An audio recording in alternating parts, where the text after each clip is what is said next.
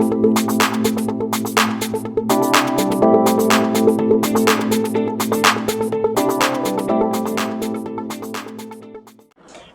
Students, వీడియోను చూస్తున్నటువంటి ప్రతి ఒక్కళ్ళు కూడా వీడియోని ఖచ్చితంగా చివరి వరకు చూడండి.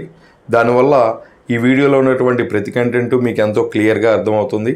అలా కాకుండా మీరు వీడియోని స్కిప్ చేసినట్లయితే, అంటే వీడియోని మధ్యలో వదిలి వెళ్ళినట్లయితే ఆ వీడియోలో ఉన్నటువంటి కంటెంట్ మీకు సరిగా అర్థం కాకపోవచ్చు. ఓకే, ఈరోజు మనం 8th క్లాస్లో 5th చాప్టర్ అయినటువంటి కంపేరింగ్ క్వాంటిటీస్ యూజింగ్ ప్రపోర్షన్ అనే టాపిక్ గురించి డిస్కస్ చేద్దాం. చూడండి, మనకి కొన్ని సందర్భాల్లో క్వాంటిటీస్ని, ఏదన్నా సమ్ క్వాంటిటీస్ని కంపేర్ చేయాల్సినటువంటి అవసరం ఏర్పడుతుంది. అంటే ఒక క్వాంటిటీని ఇంకో క్వాంటిటీతో పోల్చాల్సినటువంటి అవసరం ఏర్పడుతుంది. అలాంటి సందర్భంలో మనం కొన్ని మెథడ్స్ ఫాలో అవుతుంటాం. ఆ మెథడ్స్లో మనం ప్రైమరీ మెథడ్గా మనం ఈ రేషియో గురించి చెప్పుకోవచ్చు. ఈ రేషియో గురించి మీరు already lower class, that means 7th క్లాస్లో మీరు నేర్చుకుని ఉన్నారు. అయితే మనం ఒకసారి గుర్తు తెచ్చుకుందాం. చూడండి, ఒకవేళ మీకు ఎగ్జామ్లో 40 మార్క్స్ వచ్చినాయి, మీ ఫ్రెండ్కి ఏమో 30 మార్క్స్ వచ్చినాయి అనుకోండి. మీ ఇద్దరి మార్క్స్ని కంపేర్ చేయడానికి 40:30 అని తీసుకుంటాం. 40:30 అని తీసుకుంటాం. ఓకే, ఇలా రేషియో తీసుకున్నప్పుడు ఆ రేషియోలో ఉన్నటువంటి 2 క్వాంటిటీస్లో ఏదన్నా కామన్ ఫ్యాక్టర్ ఉంటే వాటిని క్యాన్సిల్ చేసేస్తాం. ఫర్ ఎగ్జాంపుల్ 40:30లో 10 టేబుల్ కామన్ ఉంటుంది కదా, ఆ 10 టేబుల్ని 40లో 4 టైమ్స్ క్యాన్సిల్ చేసేస్తాం, 30లోనేమో 3 టైమ్స్ క్యాన్సిల్ చేసేస్తాం. ఇప్పుడు మనకి రేషియో ఏం మిగులుతుంది? 4:3 అనే రేషియో మిగులుతుంది. అంటే రేషియో ఎప్పుడు కూడా సింపుల్ ఫామ్లో ఉండాలి. ఓకేనా? నెక్స్ట్, ఆ రేషియోలో తీసుకునేటటువంటి క్వాంటిటీస్ ఏవైతే ఉన్నాయో, ఫర్ ఎగ్జాంపుల్ ఇప్పుడు మీరు క్వాంటిటీస్ తీసుకున్నారు, రేషియోలో తీసుకున్న క్వాంటిటీస్ ఇద్దరివి మార్క్సే. అలా కాకుండా ఒకరి మార్క్స్ తీసుకొని ఇంకొకరు ఏవో అతని దగ్గర ఉన్న మనీ, ఇంకోటి ఏదో బుక్స్, అలా తీసుకోకూడదు. తీసుకుంటే ఆ రేషియోలో తీసుకునేటటువంటి క్వాంటిటీస్ రెండు కూడా సేమ్ యూనిట్స్లో ఉండాలన్నమాట. ఓకే, నెక్స్ట్, ఇవన్నీ మనం ఆల్రెడీ నేర్చేసుకున్నాం. చూడండి ఒకసారి, ratio of A and B is, అంటే ఇక్కడ ఏబి అనే క్వాంటిటీస్ అయితే వాటి రేషియోని మనం చూడండి A:B అని తీసుకుంటాం. ఆ ఏబి అనే 2 క్వాంటిటీస్కి సంబంధించిన రేషియోని మనం A:B. ఇక్కడ చూడండి, ఈ సింబల్ అంటే ఈజ్2 అనమాట. ఈజ్2, ఇదంటే అర్థం ఇది, ఈజ్2. ఓకేనా? ఆ ఈజ్2ని ఈజ్2 అని అంటూ ఉంటాం. అంటే రన్నింగ్లో అలా వచ్చేస్తూ ఉంటుంది. ఓకే, యాక్చువల్గా ఏంటది? ఈజ్2. A:B are A/B. A/B అన్నా కూడా రేషియోనే. ఫర్ ఎగ్జాంపుల్ మీకు 2, 3 అనే 2 నెంబర్స్ ఉండి వీటి రేషియో కావాలంటే మనం 2:3 అనన్నా తీసుకోవచ్చు, అదర్వైజ్ 2/3 అనైనా తీసుకోవచ్చు. 2/3ని కూడా రేషియో ఆఫ్ 2 and 3 అని అంటాం.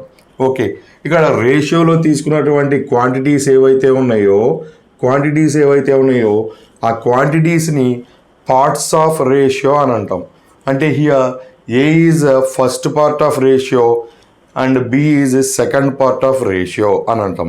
ఓకే, ఈ పార్ట్స్కి ఇంకా టెక్నికల్గా నేమ్స్ ఇచ్చామన్నమాట. మనం ఏమని ఇచ్చామంటే, ఈ ఏని ఏమంటామంటే, అంటే ఫస్ట్ పార్ట్ని ఏమంటామంటే యాంటిసిడెంట్ అంటాం. ఫస్ట్ పార్ట్ని ఏమంటామంటే యాంటిసిడెంట్ అంటాం. అంటే ఏని ఫస్ట్ పార్ట్ని, బిని అంటే సెకండ్ పార్ట్ని ఏమంటామంటే కాన్సీక్వెంట్ అంటాం. ఓకే, ఈ వర్డ్స్ మీరు ఖచ్చితంగా గుర్తుపెట్టుకోవాలి. ఓకేనా? ఒక రేషియోలో ఉన్నటువంటి ఫస్ట్ పార్ట్నేమో యాంటిసిడెంట్ అంటాం, రేషియోలో ఉన్నటువంటి సెకండ్ పార్ట్నేమో కాన్సీక్వెంట్ అంటాం. ఓకే, చూడండి next. A ratio is an ordered comparison of 2 quantities. Ratio అంటే ఏంటంటే రెండు క్వాంటిటీస్ని, ఒక 2 క్వాంటిటీస్ని ఒక ఆర్డర్లో కంపేర్ చేసేటటువంటి ఒక కాన్సెప్ట్ అని అర్థం అనమాట. ఇక్కడ ఆర్డర్డ్ కంపారిజన్ అంటే ఏంటంటే, ఇందాక మనం చిన్న ఎగ్జాంపుల్ చెప్పుకున్నాం కదా, ఏమని చెప్పుకున్నాం? మీకు మీ ఫ్రెండ్కి వచ్చినటువంటి మార్క్స్ మీకు 40, మీ ఫ్రెండ్కి 30 వచ్చినట్లయితే 40:30 అని తీసుకోవాలి అని అన్నాం. ఇక్కడ మనం వర్డింగ్లో ఎవరి పేరైతే ముందుకు చెప్పామో, ఎవరి పేరైతే ముందు చెప్పామో వారికి సంబంధించినటువంటి క్వాంటిటీ ఆ రేషియోలో ముందు ఉండాలి.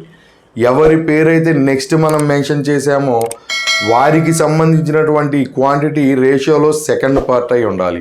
అంతేగాని ఆ రేషియో గురించి మాట్లాడేటప్పుడు ఫస్ట్ చెప్పిన క్వాంటిటీని రేషియోలో సెకండ్ పార్ట్గా, సెకండ్ చెప్పినటువంటి క్వాంటిటీని రేషియోలో ఫస్ట్ పార్ట్గా చూపించకూడదు.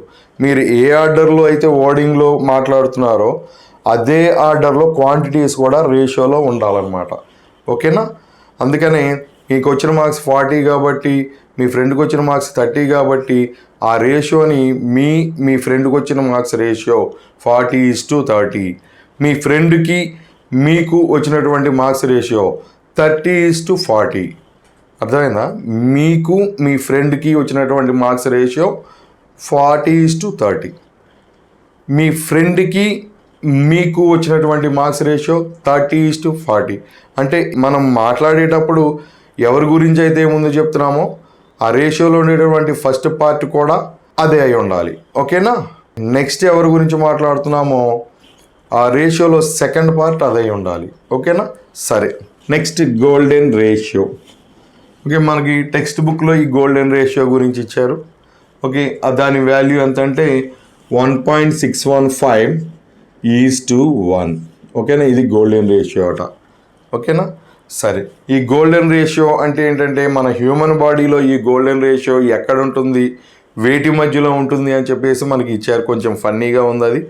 చూడండి, గోల్డెన్ రేషియో అంటే ఏంటంటే మన హైట్ ఓకే ఈజ్ టు, మన హైట్ని ఫస్ట్ పార్ట్గా తీసుకోవాలి. ఈజ్ టు సెకండ్ పార్ట్, అంటే రేషియోలో సెకండ్ పార్ట్ ఏంటంటే నావెల్ పాయింట్ అంటే బొడ్డు అంటారు కదా. ఆ నావెల్ పాయింట్ నుంచి ఫుట్ వరకు ఉండేటటువంటి లెంత్, నావెల్ పాయింట్ నుంచి ఫుట్ వరకు ఉండేటటువంటి లెంత్, అది రేషియోలో సెకండ్ పార్ట్గా తీసుకొని దాన్ని మనం సింప్లిఫై చేసినట్లయితే దాని రేషియో ఎంత వస్తుందంటే 1.615:1 వస్తుంది. ఏంటి? దేన్ని హైట్ని, మన టోటల్ హైట్ని, అట్లాగే మన నావెల్ పాయింట్ నుంచి ఫుట్ వరకు ఉన్నటువంటి లెంత్ని, ఈ రెండింటి రేషియోని మనం ఫైండ్ అవుట్ చేస్తే ఎంత ఉంటుంది? 1.615:1 ఉంటుంది. అట్లాగనే లెంత్ బిట్వీన్ షోల్డర్ లైన్ ఉంటుంది కదా. షోల్డర్ లైన్ అంటే ఇది. ఈ shoulder line length east, okay, దాన్ని తీసుకొని లెంత్ ఆఫ్ హెడ్ సెకండ్ పార్ట్గా తీసుకొని మనం రేషియోని ఫైండ్ అవుట్ చేస్తే 1.615:1 ఉంటుంది. నెక్స్ట్ ఓకే, ఫింగర్ టిప్ నుంచి ఎల్బో వరకు ఉన్న లెంత్ని ఫస్ట్ పార్ట్గా తీసుకొని రేషియోలో ఫస్ట్ పార్ట్గా తీసుకొని, ఓకే, రిస్ట్ అంటే ఇది కదా. రిస్ట్ నుంచి ఎల్బో వరకు ఉన్నటువంటి లెంత్ని ఆ రేషియోలో సెకండ్ పార్ట్గా తీసుకొని మనం రేషియోని ఫైండ్ అవుట్ చేస్తే 1.615:1 ఉంటుందట. నెక్స్ట్ నావెల్ పాయింట్ నుంచి నీ వరకు ఉన్నటువంటి లెంత్, మోకాలు వరకు ఉన్నటువంటి లెంత్ని రేషియోలో యాంటిసిడెంట్గా తీసుకొని, అంటే ఫస్ట్ పార్ట్గా తీసుకొని, ఆ నీ నుంచి ఫుట్ వరకు ఉన్నటువంటి లెంత్ని, మోకాలు నుంచి పాదం వరకు ఉన్నటువంటి లెంత్ని ఆ రేషియోలో సెకండ్ పార్ట్, దట్ మీన్స్ కాన్సిక్వెంట్గా తీసుకొని మనం రేషియోని ఫైండ్ అవుట్ చేస్తే 1.615:1 ఉంటుందట. ఓకే, ఈ రేషియో ఏదైతే ఉందో ఈ రేషియోని గోల్డెన్ రేషియో అంటారనమాట. ఓకే, వాట్ ఎవర్ ఇవన్నీ కూడా మనం ప్రీవియస్ క్లాసెస్లో, అంటే గోల్డెన్ రేషియో ఇప్పుడు చూసామేమో కానీ ఇప్పటి వరకు చెప్పుకున్నటువంటి రేషియో కాన్సెప్ట్ ఏదైతే ఉందో అది ఆల్రెడీ ప్రీవియస్ క్లాస్లో నేర్చుకున్నాం. అట్లాగే ప్రీవియస్ క్లాస్లో అంటే 7th క్లాస్లో నేర్చుకున్నాం. అట్లాగనే ఆ 7th క్లాస్లో మనం 2 రేషియోస్కి ప్రపోర్షన్ గురించి కూడా నేర్చుకున్నాం. 2 రేషియోస్ ప్రపోర్షన్లో ఉంటే మనం ఏం చెప్తామంటే product of extremes equals to product of means అని చెప్తాం. 2 రేషియోస్ ప్రపోర్షన్లో ఉంటే product of extremes equals to product of means అని చెప్తాం. ఓకే, అదొకసారి చూద్దాం. అది చూడండి, A:B and C:D are in proportion. ఈ 2 రేషియోస్ ప్రపోర్షన్లో ఉన్నాయి. అంటే దిస్ ఈజ్ నథింగ్ బట్ ఈక్వల్గా. ప్రపోర్షన్ అంటే ఏం లేదు, ఈక్వల్గా ఉన్నట్లుగానే మనం ఫీల్ అవ్వాలి. చూడండి, అంటే A:B equals to C:D. Okay, మనం ఆల్రెడీ చెప్పుకున్నాం కదా, A:Bని A/B అంటారని కూడా అంటారు అనుకున్నాం కదా. నెక్స్ట్ C:Dని C/D అని అంటారు అనుకున్నాం కదా. మరి ఈ రెండింటి మధ్యలో ఈక్వల్ టు సింబల్ ఉంది కదా. ఇలా ఉన్నప్పుడు మనం క్రాస్ మల్టిప్లికేషన్ అంటే యువతలో ఉన్నటువంటి డినామినేటర్ని ఇక్కడున్న న్యూమినేటర్తో మల్టిప్లై చేసి ఇటువైపు వేయాలి, ఇక్కడున్న డినామినేటర్ని ఇక్కడున్న న్యూమినేటర్లతో మల్టిప్లై చేసి ఇటువైపు వేయాలి. అంటే చూడండి, A/D యారో మార్కెట్ ఉంటే అటువైపు వేయాలన్నమాట. A/D ఈక్వల్స్ టు B/C, అంతే కదా. మరి A/D అంటే ఈ రెండే కదా, A/D. ఓకేనా, A/D equals to B/C. B/C అంటే ఈ రెండు కదా, B/C. అయితే ఇట్లా టూ రేషియోస్ ప్రపోర్షన్లో ఉన్నప్పుడు అంటే ఈక్వల్గా ఉన్నప్పుడు ఈ మధ్యలో ఉండేటువంటి ఈ పార్ట్స్ని ఏమంటామంటే మీన్స్ అంటాం.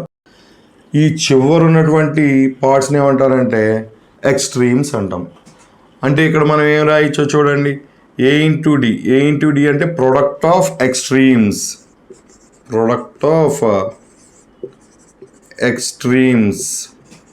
అంటే ఎక్స్ట్రీమ్ అంటే చివరా అని. ఓకేనా, ఈ చివరనాటి ప్రోడక్ట్ ఈక్వల్స్ టు B/C అంటే ఇవి product of means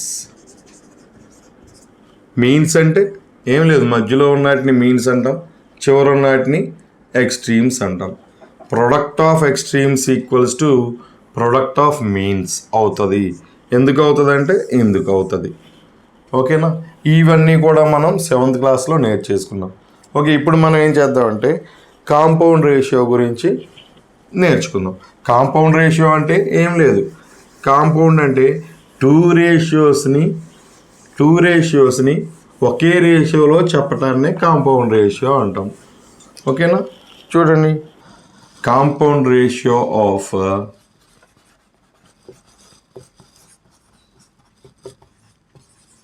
A:B and C:D. ఈ టూ రేషియోస్కి కాంపౌండ్ రేషియో తీసుకోవాలంటే ఇది ఇలా తీసుకుంటాం. A:B ఇంకా 2:2 ఇలా పెడతాం. C:D ఈక్వల్స్ టు, చూడండి ఇదంటే ఏం లేదు, ఈ టూ రేషియోస్ని మల్టిప్లై చేయటమే. చూడండి, A:B అంటే A/B కదా, మరి C:D అంటే ఏంటి, C/D కదా. వీటి కాంపౌండ్ రేషియో అంటే మల్టిప్లై చేయాలి అని. చూడండి, టూ ఫ్రాక్షన్స్ని మల్టిప్లై చేయాలి అని అంటే న్యూమరేటర్తో మల్టిప్లై చేయాలి, అలాగనే డినామినేటర్తో మల్టిప్లై చేయాలి కదా. ఓకే, అంటే చూడండి దీనికి ఆన్సర్ A/C అంతే కదా. A/C ఈజ్ టు B/Dనే కదా. ఓకేనా, అంటే ఇది బై అంటే ఈజ్2నే కదా, B/D. మరి AC చూడండి ఎక్కడ ఉందో, ఇంకో ఇది A, ఇది C. B/D BD అంటే A/C ఈజ్ టు B/D. మరి చూడండి, ఓకే, మరి ఇవేంటి చెప్పండి, ఇదొక రేషియో కదా. ఈ రేషియోలో ఏని ఏమంటాం, గుడ్, యాంటిసిడెంట్ అంటాం కదా. మరి ఈ రేషియోలో సీని ఏమంటాం, సీని కూడా యాంటిసిడెంట్ అంటాం కదా. ఎందుకంటే ఈ రేషియోలో A ఫస్ట్ పార్ట్, ఈ రేషియోలో C ఫస్ట్ పార్ట్. ఈ రెండు ఫస్ట్ పార్ట్లనే కదా మనం మల్టిప్లై చేసింది. అంటే ప్రొడక్ట్ ఆఫ్ యాంటిసిడెంట్స్ అని కదా అర్థం. Product of antecedents is to మరి BA ప్లేస్లో ఉంది సెకండ్ పార్ట్ ఈ రేషియోలో, ఇక్కడ DA ప్లేస్లో ఉంది సెకండ్ పార్ట్ ఈ రేషియోలో. మరి సెకండ్ పార్ట్ని ఏమంటాం అనుకున్నాం, కాన్సిక్వెన్స్ అంటారు అనుకున్నాం కదా.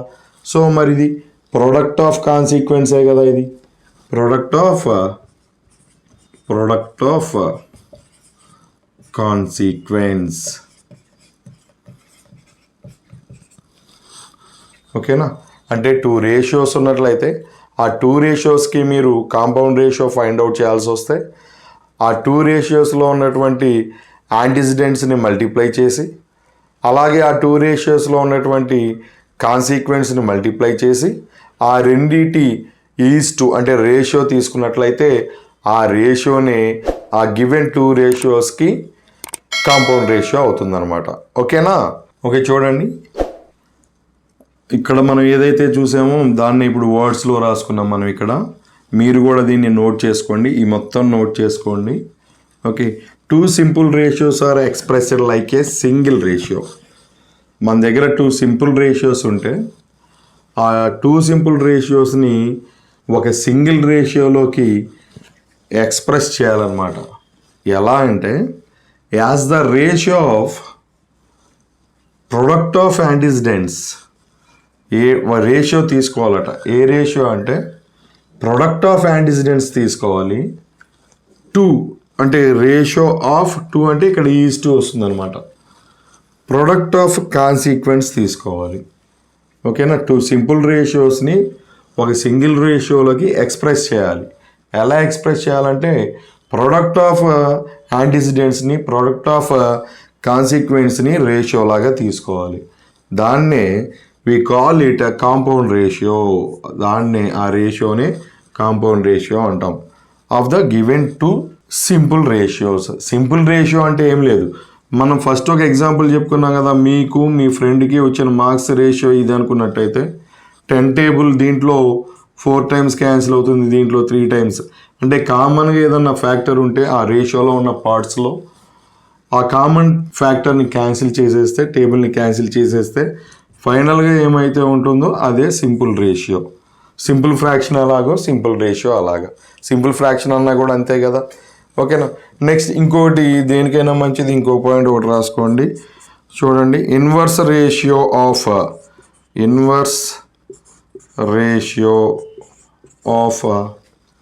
A:B. అంటే A:B అనే ఒక రేషియో ఉంటే దానికి ఇన్వర్స్ అంటే B:A అవుతుంది. అంటే ఫస్ట్ పార్ట్ సెకండ్ పార్ట్గా, సెకండ్ పార్ట్ ఫస్ట్ పార్ట్గా చేంజ్ అవుతుంది. ఓకేనా? అంటే యాంటిసిడెంట్ ఏమో కాన్సిక్వెంట్గా మారుతుంది, కాన్సిక్వెంట్ ఏమో యాంటిసిడెంట్గా మారుతుంది. అది ఇన్వర్స్ రేషియో అనమాట. ఓకేనా? నెక్స్ట్ ఇంకోటి గుర్తుపెట్టుకోవాల్సింది ఏంటంటే ఒక రేషియో మీరు రాయాల్సి వచ్చినప్పుడు ఆ రేషియోలో ఉన్నటువంటి 2 పార్ట్స్ ఏవైతే ఉన్నాయో ఆ 2 పార్ట్స్ యూనిట్స్ సేమ్ అయ్యేటట్లుగా చూడండి. ఓకేనా? అట్లా కాకుండా 2 రేషియోస్ని మీరు ఇలా కాంపౌండ్ రేషియోనో లేకపోతే ప్రపోర్షనో చేయాల్సి వస్తే అప్పుడు ఆ ప్రాపర్టీ ఫాలో అవ్వాల్సిన అవసరం ఏమీ ఉండదు. కానీ ఒక సింగిల్ రేషియో రాయాలన్నప్పుడు మాత్రం ఖచ్చితంగా ఆ రేషియోలో ఉన్నటువంటి 2 పార్ట్స్ సేమ్ యూనిట్స్లో ఉండేటట్లుగా జాగ్రత్త పడండి. ఓకేనా? నెక్స్ట్ మనం ఒక చిన్న ఎగ్జాంపుల్ తీసుకుందాం. మనం ఈ కాంపౌండ్ రేషియోని అసలు ఏ కేసెస్లో అంటే ఏ సిచ్యువేషన్లో మనం యూజ్ చేస్తాం అనేది ఒక ఎగ్జాంపుల్ తీసుకొని చెప్తాను. ఓకేనా? చూడండి, రమేష్, సురేష్ అనే ఇద్దరు ఫ్రెండ్స్ ఉన్నారు. ఓకేనా? ఆ ఇద్దరు ఫ్రెండ్స్ ఏం చేశారంటే ఒక బిజినెస్లో సమ్ అమౌంట్ ఇన్వెస్ట్ చేశారు. వాళ్ళు ఇన్వెస్ట్ చేసిన తర్వాత at the end of year వచ్చిన ప్రాఫిట్స్ని వాళ్ళిద్దరూ షేర్ చేసుకున్నారు.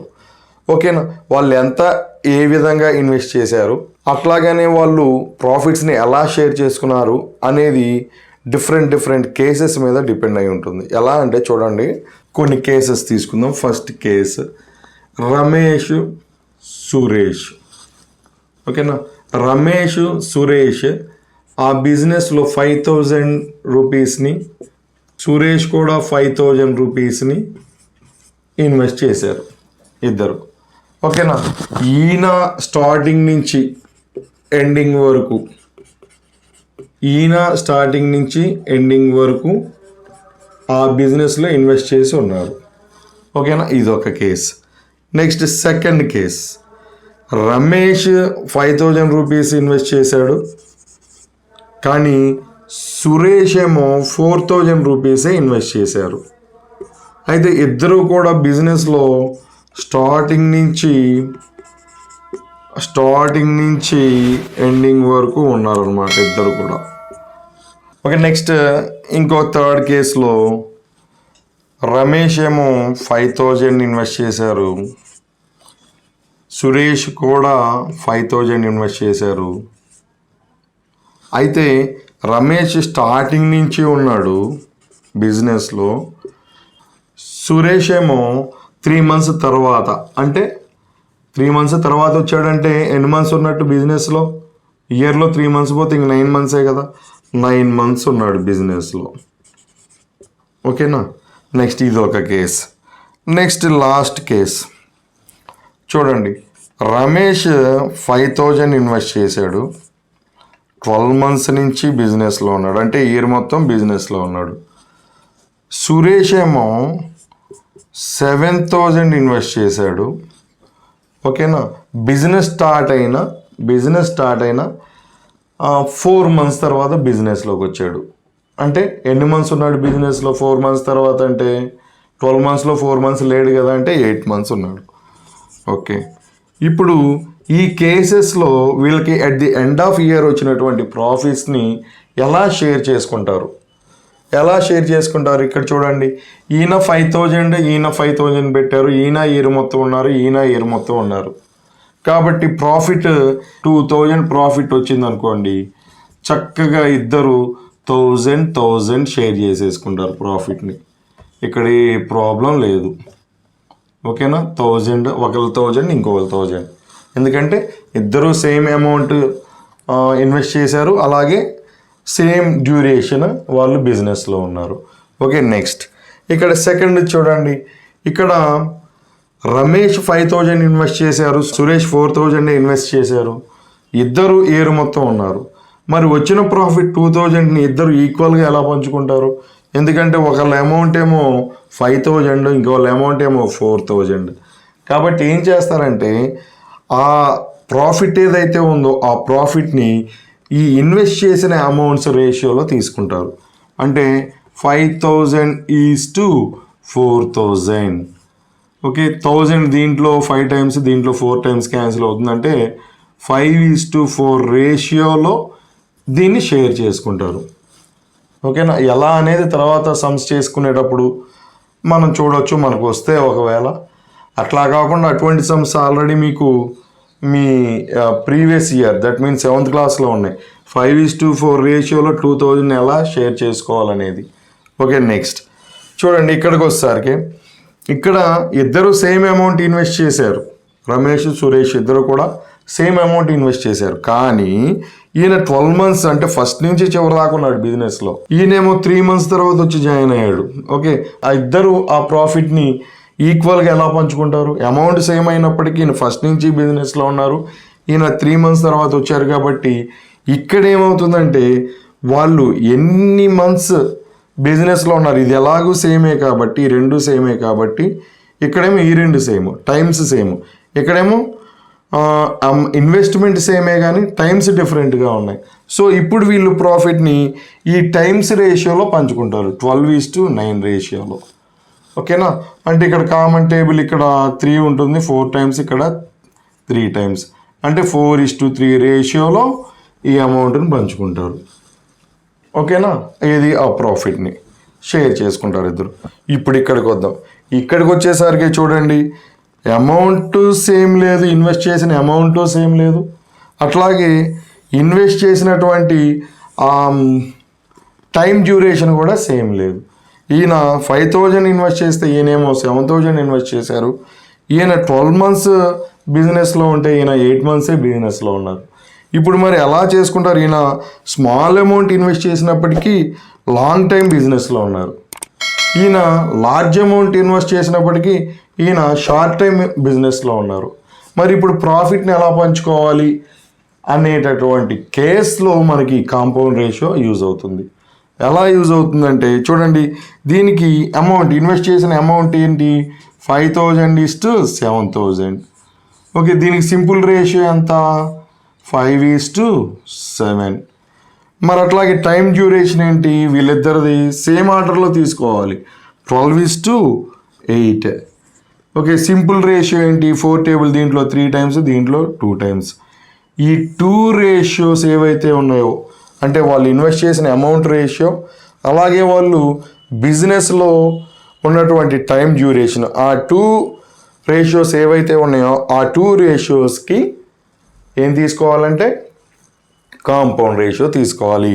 ఏమవుతుంది చూడండి, ప్రొడక్ట్ ఆఫ్ యాంటిసిడెంట్స్ అంటే 5 3s are 15 is to product of consequence 7 2s are 14. అంటే ఈ రేషియోలో వీళ్ళు ఈ ప్రాఫిట్ని పంచుకుంటారు. ఓకే, అర్థమైందా? అంటే కాంపౌండ్ రేషియో మనకి ఇలాంటి క్రిటికల్ కండిషన్లో మనకి చాలా యూజ్ అవుతుంది. అలా కాకుండా మనం క్యాలిక్యులేట్ చేయాలి అంటే చాలా కష్టపడాలి, ఎవరు ఎంత ప్రాఫిట్ని షేర్ చేసుకోవాలి అనడానికి. అదే కాంపౌండ్ రేషియో కాన్సెప్ట్ మన దగ్గర ఉండటం వల్ల చాలా ఈజీగా అయిపోతుంది అనమాట ఇటువంటి ప్రాబ్లమ్స్. ఓకేనా?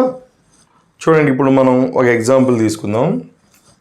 మీకు 300 మార్క్స్కి 225 మార్క్స్ వచ్చినాయి ఏదో ఒక ఎగ్జామ్లో. ఓకేనా? నెక్స్ట్ మీ ఫ్రెండ్కి 200 మార్క్స్ వచ్చినాయి, ఎంతకంటే 250 మార్క్స్కి. మరి మీరిద్దరిలో బెటర్గా ఎవరు పెర్ఫామ్ చేశారు అనేది మనకు ఎలా తెలుస్తుంది?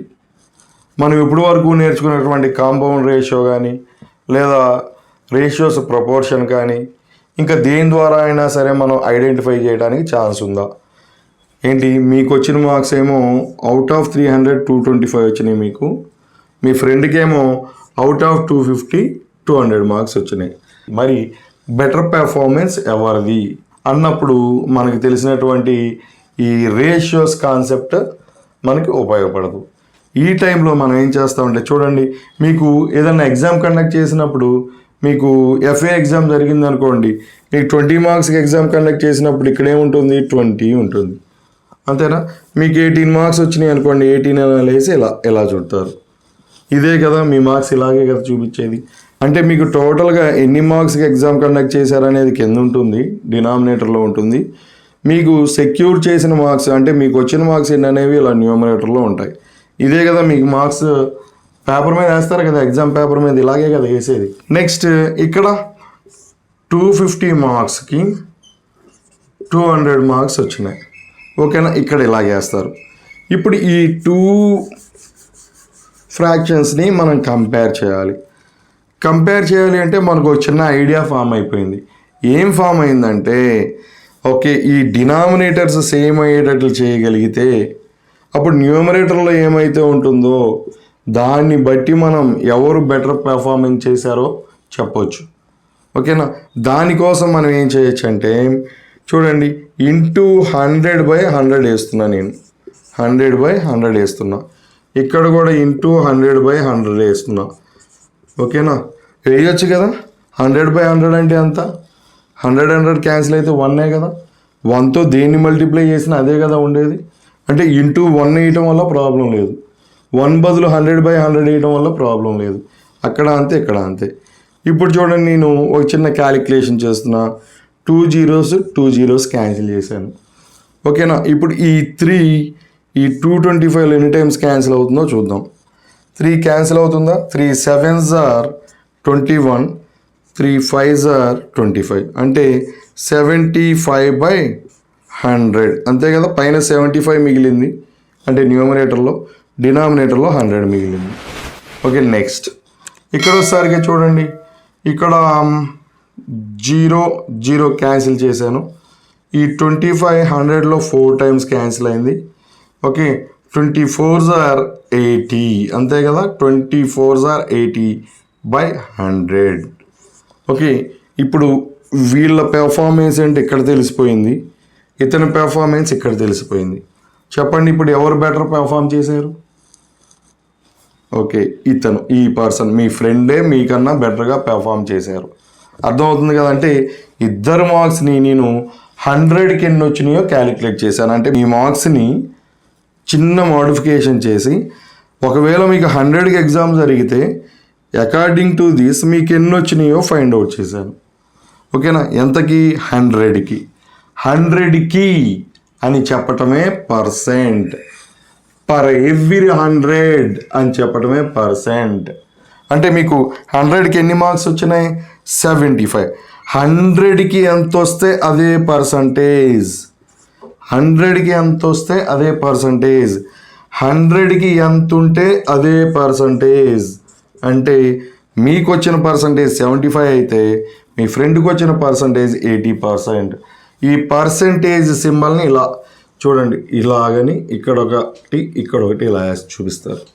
ఓకేనా, పర్సంటేజ్ సింబల్ అది. ఓకే ఓకే అంటే చూడండి ద వర్డ్ పర్సెంట్ పర్ అంటే ఇదిగో దీన్ని యాక్చువల్గా మనం మ్యాథ్స్లో వాడంలే కానీ ఫిజిక్స్లో వాడతాం. Metre per second. ఈ బైని పర్ అని చదువుతాం మనం సైన్స్లో. ఓకే అంటే పర్టికులర్గా ఫిజిక్స్లో.